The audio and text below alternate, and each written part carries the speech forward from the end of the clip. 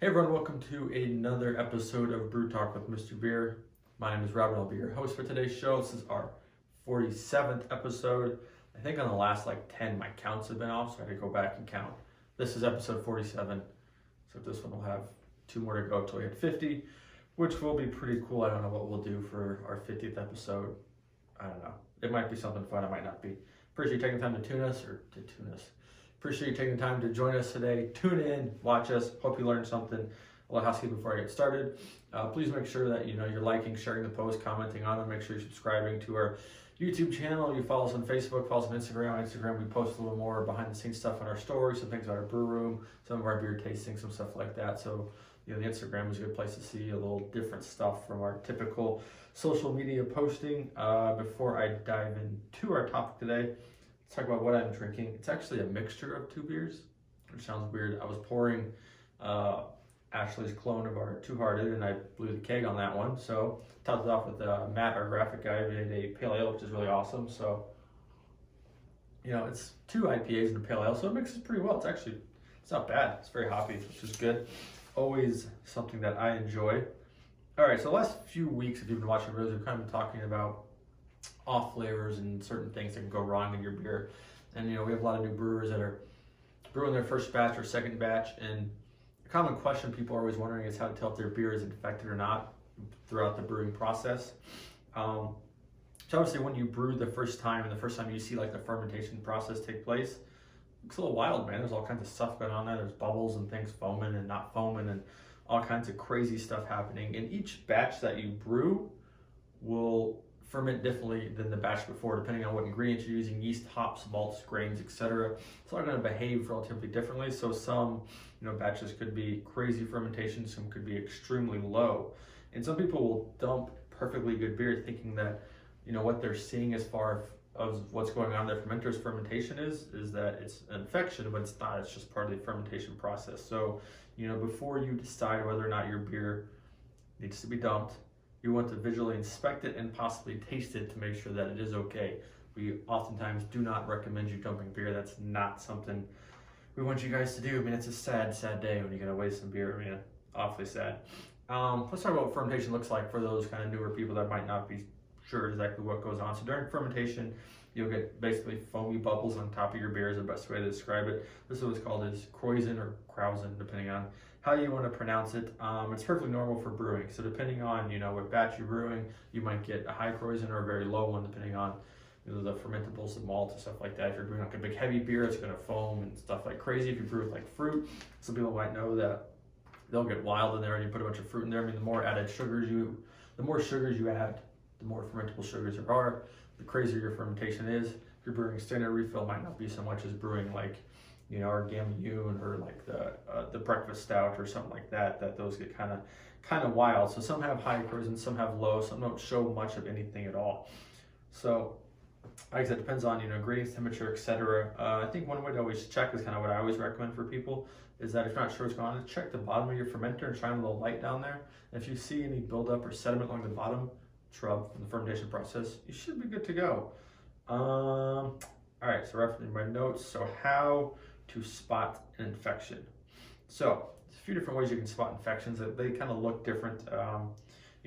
One is there's an oily sheen on top of your beer that kind of looks like thin white ice sheets with jagged edges on the side of them. I know it's very descriptive, but we try to be descriptive. It's a sign that you could, it's the beginning stages. You might be getting an infection in your batch. So usually infections are caused by wild yeast, such as Brettanomyces, or wild bacteria such as Lactobacillus. In some cases, it could be a combination of those and other bacterial wild yeast. You just never know what can happen in there. Depending on how advanced your infection is, you could get a layer of biofilm, which people refer to in homebrewing as a pellicle on top of your beer. It's just a kind of solid layer. Sometimes it can look wavy, sometimes it can look like ramen noodles, or it may look like bubbles with webbing coming off. These are all kind of typical descriptions and what people have described, what we've seen when infections happen. So a pellicle is only formed in the presence of oxygen. So is a way for the wild yeast or bacteria that's in there to protect itself from oxygen, because they do not prefer that. They want a different environment. So you can still have an infection even without the pellicle, forming if your beer is free of oxygen. So it's just kind of the byproduct of those two things. You know, so it's an easy way to tell if your beer is infected if you have a pellicle or not. But, you know, sometimes your beer cannot be bad though. So the best way to tell if your beer is infected is to try it. Now, you won't get sick from trying these infected beers. They just don't taste good if they're really badly infected. I mean, you know, none of the wild bacteria, wild yeast, even if you have like mold on top of your beer, none of that can harm you. Your beer just might taste bad. If it tastes bad or rancid, dump it at that point.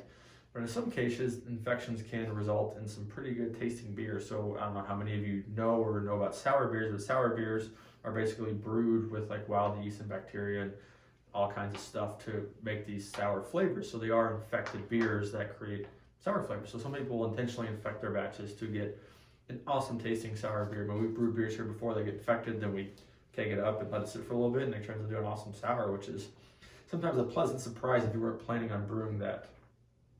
One thing I wanted to note, if you are brewing with our fermenter, like our little brown keg, and you're getting infections batch after batch after batch, I would recommend getting a new fermenter. It could be there's small scratches in there, or somehow the infection has harbored itself into the plastic. So in this case, we recommend placing your fermenter. Give us a call. We can help you out with that one. You know, we want to make sure you guys are brewing good beer. Your beer can also get infected with mold, so it'll be basically like fuzzy and discolored. It's usually green, but can be white or brownish, but it's always fuzzy. Usually this can be skimmed off the top of your beer, so mold will only grow on the surface and will not penetrate the beer itself, because mold cannot survive the alcohol that is in beer. So, you know, fortunately, mold usually takes a long time to grow on beers. If you're not kegging or bottling your beer in the proper time frame, then yeah, you could get some mold on your beer. But as always, just make sure you're properly cleaning and sanitizing everything. I think for the last few weeks, it's been a stress point we've been talking about. Cleaning, sanitizing all your equipment, everything that's going to come in contact with your beer, you want to make sure that it will be sanitized. It's always better to be safe than sorry, because getting an infected batch is no fun for anyone. That's going to wrap it up, guys. Appreciate you taking time to watch. I will have the notes on the website, mrbeer.com/blog. You can see all of our blog posts, some of our written blog posts. You can find the notes for this one if you want to reference it. It's awesome information. It's really good, kind of just, you know, a good refresher for, you know, people that have been home brewing for a while, and also for new brewers that we are getting. If you enjoyed the video, please like, comment, share, subscribe. Do whatever the platform requires you to do that you are on at the moment. Also, if you want to learn more about, you know, brewing Mr.Beer, be part of kind of our society more, you got to join our Facebook group, Mr.Beer's Brewing Society on Facebook. It's an awesome group. We're approaching 1,000 members. It's really a great action. There's actually there a lot. We've got a lot of great people in there, information, recipes, bottles, labels, tips. It goes on and on and on. Great group to be a part of. See all the stuff that they're brewing. It's really inspiring to watch. I definitely recommend you join that group. It's going to wrap it up for this week, guys. We'll see you again next week. Hope you guys have a great week. Get some homebrew sales. Keep an eye on your inbox this week, and we're running, promotion might start. It's a pretty cool one. Even better than the one we just had for St. Patrick's Day. So you never know. Cheers, guys.